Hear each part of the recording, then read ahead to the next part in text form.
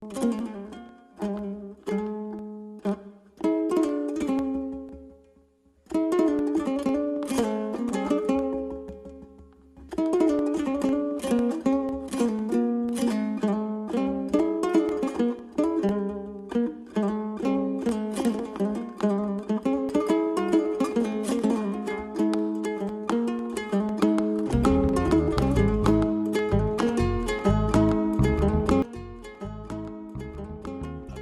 connue comme étant la cité où est né El Hadj Omar Tall Al Fouti. Alwar se trouve près de Podor, plus précisément près de Ndioum, en direction de Guédé et de Dara Halaï. Donc c'est une localité importante du Fouta et qui se trouve dans l'île à Morphil, qui est donc une île fluviale du Fouta. Alors cette localité donc qui a vu naître El Hadj Omar, qui est donc le fils de Seydou Hashimou Tall et de Adama Issa. El Hadj Omar, il est né en 1797, un peu avant, d'après certaines sources, et il va disparaître beaucoup plus tard, en 1864, à Deguembéré, dans les falaises de Bandiagara.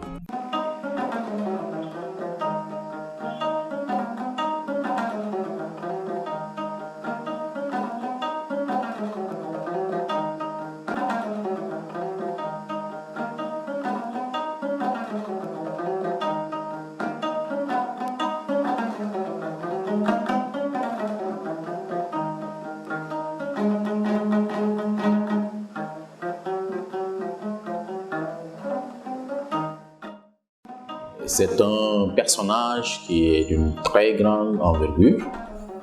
parce qu'ayant déjà été un érudit qui a appris à Alwar, qui a appris à Sénopalel et dans différentes localités du Fouta, et qui plus tard va recevoir la tariqa Tijaniya, d'abord au niveau du Fouta par Maouloud Fall et Abdou Karim Diallo. Mais nous savons que par la suite, il va aller en pérégrination, pour aller en pèlerinage à la Mecque. Et c'est à la Mecque qu'il va recevoir le titre de Khalif de la Tijaniya pour l'Afrique occidentale, du disciple de Cheikh Ahmed Tidiane Chérif. nga jël maanaam kii boobu ban boobu nga def ko ci sa wet benn yooyu du la laal loolu la tabboo ak sëriñ boobu mu dem Aéré Lao continuer foofu ci fànn yooyu parce que fànn boobu dafa yaatu il faut nga gëstu ci lu bëri seen biir day am lii keneen am lale mu dem Aéré Lao mu continuer foofu dem Seeno Panin foofu la jàngee lu ñu tudd bayaan lu ñu tudd mandik balaa yëpp foofu la ko jàngee ak mandik. Donc El Hadj Omar va recevoir le titre de Khalif de la Tijaniya du shérif El Ghali, donc qui est un disciple de Cheikh Ahmed Tidiane Chérif, qui est le fondateur de la tariqa. Mais il a eu à visiter des contrées en Asie et en Afrique aussi, le Kanem Bornou, le Sokoto. C'est par la suite qu'il est revenu au Fouta pour déclencher la guerre sainte à partir de 1854 avec l'attaque du fort de Médine. Et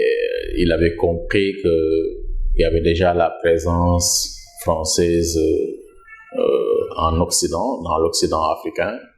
et qu'il fallait faire la guerre sainte vers l'Est, donc dans les zones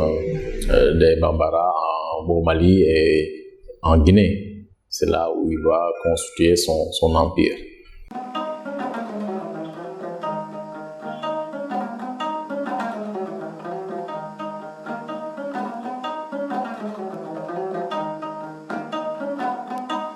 Alwa,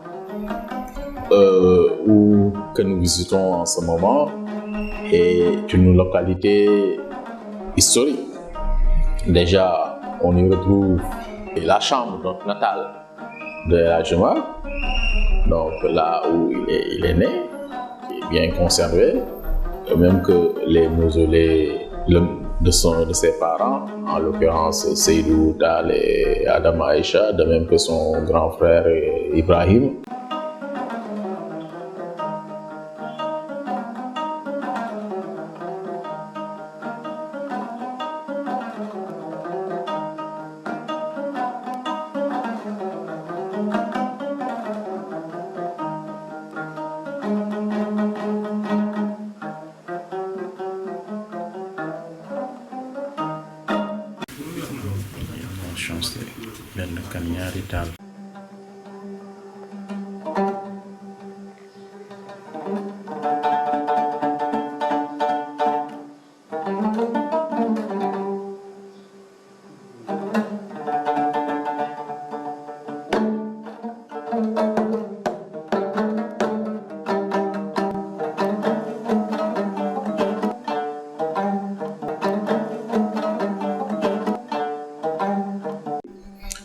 Nous avons une mosquée, parmi ce qu'on appelle les mosquées omariennes, mais une mosquée qui est bien antérieure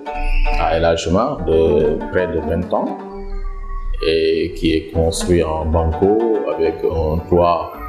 en bois et qui a été restauré. Nous avons aussi la chambre de retraite de El Hadj Omar où il serait passé 41 jours, et ce qui lui a permis un peu par la suite de déclencher sa mission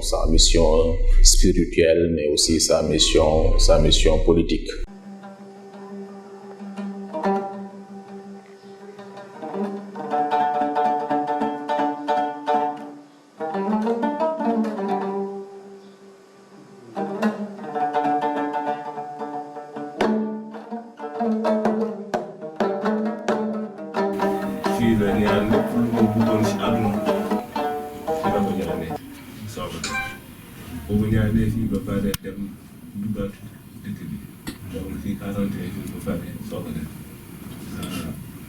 ci màgg yi li ñuy wax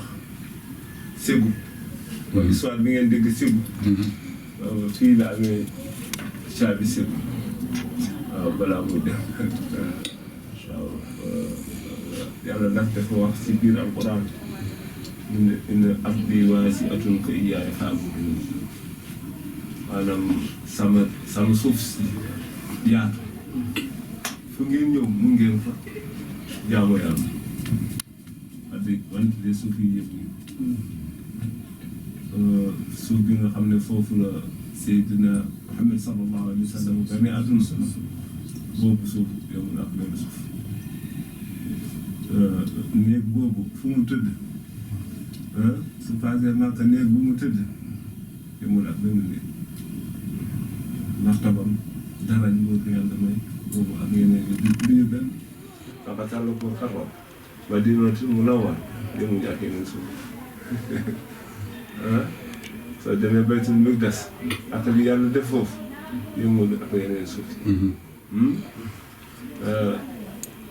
si Cheikh Oumar Fouti nee na lépp lu mu am yàllaa ko ko def yeneen yi mu ngi ko amee ci mbëgg Seydina Muhammad sallallahu alayhi wa sallam munoon na ci àdduna munoon na am ay château mënoon na am lu si am na xam-xam bi indi ay xaalis xam-xam bi tabax xam-xam bi def amoon na ko mais nee na soxla si dara yàlla rek la doon nañu jàmm yàlla jàpp loolu gis ne da ngay wax fii la judd fii la toogoon fii la nekkoon fii mais doo duñu wax mukk fii moo doon këram te wax kër rek ma ne bii mooy sama kër Cheikh Oumar loolu doo ko dégg rek doo ko dégg lépp li may mun bëgg naa ko moom munal ko nit yi Allah incha allah man ñu yàlla taas ci barkam kooku moo toogoon fii ñun tamit di toog ci bërëb boobu place boobu waaw suuf si am nañ ci yaakaar am na pexe lu mu def fii soo compté 40 lu mu lay indi waaw benn sir man ñun tamit toog na ci benn waxtu bi ñu taataan ci barke bi fa nekk dañu yàlla may barke nag weesu nekk julli barke dañu yàlla may ñu nekk julli loolu moo jiitu soo nekkee jullit te rek boo mënta bokk nga nekk foofu bi nga xam ne nekk bi nga xam ne yàlla du la ci mere soo fekkee nit ki nga xam ne yàlla ngay topp nga jaar ci kooku pour jot yàlla du leneen yàlla rek lañu bëgg lañu soxla mais dangay jaar fii ci oto bii nga yéeg nga mën a ak Podor soo jaarul ci oto bi doo àggal Podor mais oto bi du yàlla oto bii day maanaam yombalal yoon bi mënoo ko def dox day métti de mais soo jaaree ci oto bi mu gën a gaaw nga gën a noppalu ko noonu la sëriñ bi tamit noonu rek nga koy gisee da ngay jaar ci moom rek affaire bi mu gën a yomb mais du yàlla du mus a doon yàlla moo tax wala taziru waaziratun wizra uxraa wala taziru waaziratun wizra uxraa nit la yonent bi yonent rek yàlla raas yàlla bi moom rek moo ko nee na yépp lu ngeen ma moy ci àdduna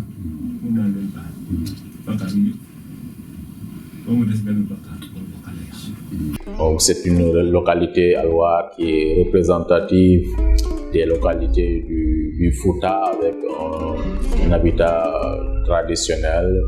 et qui dispose en ce moment avec le raccordement à la route, voilà, d'équipements modernisés qui permettent de mettre en valeur un peu cette envergure de ce personnage-là qui vient de cette petite localité et qui a eu à accomplir une œuvre immense et laisser un héritage d'une extrême importance. Donc c'est un personnage religieux, mais aussi un homme politique de grande envergure, mais aussi un panafricaniste qui a traversé une bonne partie de l'Afrique et qui a eu à propager donc la tariqa Tijaniya dans l'Ouest africain.